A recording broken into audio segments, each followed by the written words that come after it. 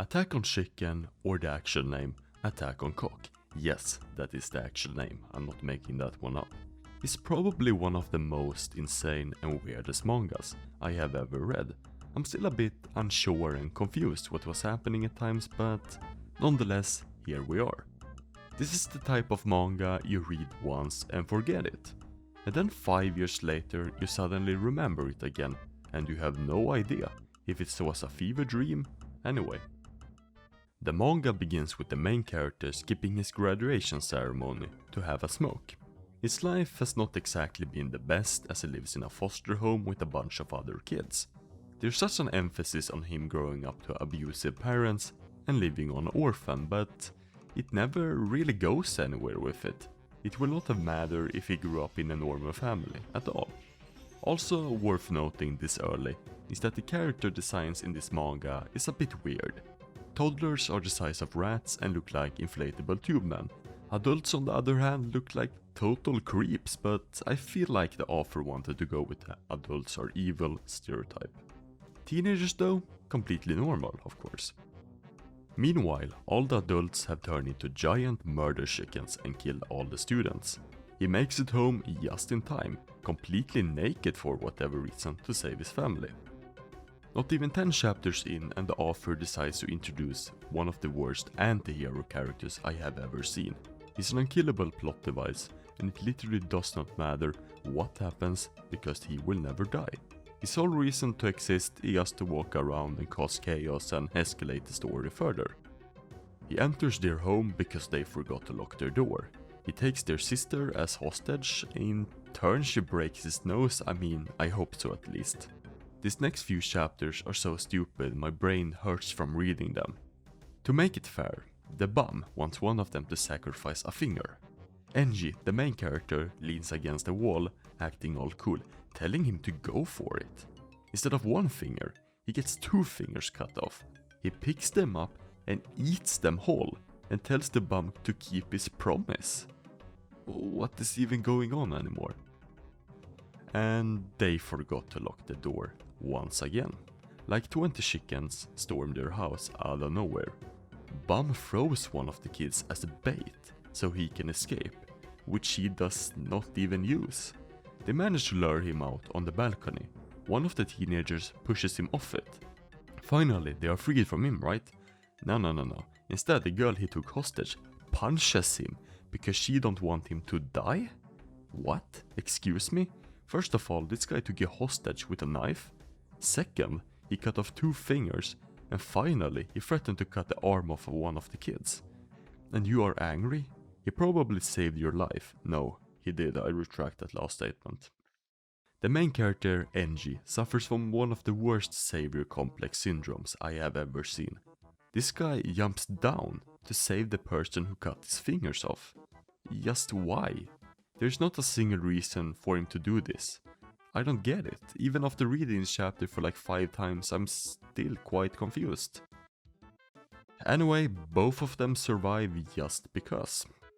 After this shit show, the series actually kinda redeems itself by introducing the best character by far. She's a medical student who offers to help them since one of the kids has some sort of illness.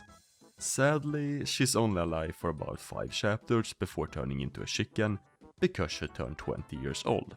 To be honest, this kinda pissed me off because she had more resolve than any of them combined.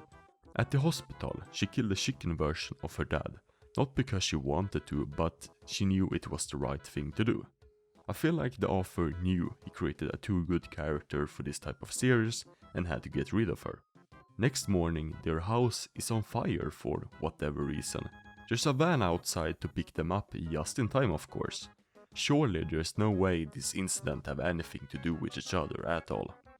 They drive to the city dome, which is apparently a safe location, but there's a lot of people who look like they can turn 20 at any given time. And I find it quite hard to believe that they were all honest about their age, if there even is such a system in place. Once again, their sister is kidnapped along the way.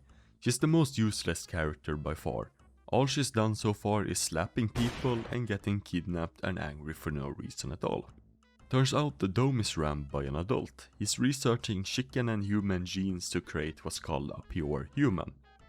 Basically someone who has not played League of Legends. Meanwhile, the immortal Bum is back. He has lured out Savior Complex by pretending to be trapped in a house surrounded by chickens in the middle of the night. Bum stabs in and somehow uses the sewer system to infiltrate the dome. And somehow once again he finds the lab.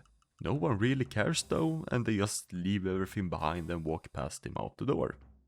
Conveniently, chickens have also infiltrated the dome at this very same time, along with the gang from the hospital. They follow the bald guy to get answers why he did it. But to get them, they have to fight some modified chickens that can dodge bullets but not baseball bats. Oh well, they beat them because bats beat bullets, I guess. We finally learned the reason behind all of this nonsense was because his daughter had a brain tumor, and the doctor who was supposed to operate her decided to do another job instead, because it paid more. So there's only one doctor in the whole country that can perform the surgery, or can't they just wait one more day? I don't really know why I question so many things, but at the same time I don't really care either way, to be honest. So, moral of the story I guess, stacking paper over saving kids. After the operation, she's stuck in a coma. He discovers something between humans and chickens. In the end, he kinda successfully saves his daughter in some morally questionable ways. Instead of going to KFC and celebrating like a normal person in this case. He takes his revenge on society because one doctor did him wrong by performing bioterrorism. In the end, both of them dies anyways because the dome somehow collapses. The ending is actually not that bad and makes somewhat sense compared to the rest of the series. Before escaping, they take some antidote cure with them, preventing them from turning into chickens eventually. In the last few pages, they escape to an island and live there and grow their own food, so it's kinda good ending, as I said before, compared to the rest of the manga, and it actually makes somewhat sense, honestly. In the end, if I'm completely transparent, I don't hate the series, but at the same time I cannot love it either. In the afterword, it becomes clear that the author had to tone down the gore and craziness due to some readers leaving complaints and hateful comments, which in turn probably caused some issues for the author and therefore had to change the story midway instead of sticking to the original idea, which is probably the crazy path.